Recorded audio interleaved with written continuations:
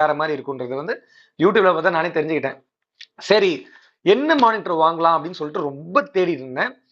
இது கடைசியா இந்த எல்ஜி கிட்டத்தட்ட அல்ட்ரா கியர் 27G60F அப்படின்ற மாடல்ல இதுல கிட்டத்தட்ட வந்து பாத்தீங்கன்னா நமக்கு இதுல கிட்டத்தட்ட வந்து 28,500 இருக்கு. நான் வந்து 11,000 தான் நான் வாங்கினேன்.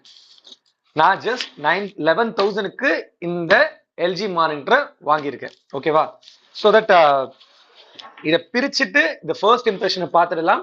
அட் த சேம் டைம் ஒரு இந்த ரேட்டுக்கு இந்த மானிட்டர் ஒர்த்தா இல்லையான்றத கிட்டத்தட்ட நான் எல்லாத்தையும் இது பண்ணிட்டேன். கிட்டத்தட்ட உங்களுக்கு சொல்ல போனோம்னா பாருங்க, இது அமேசான்ல இன்னைக்கு தேதிக்கு 12,000 rupees. ஓகேங்களா?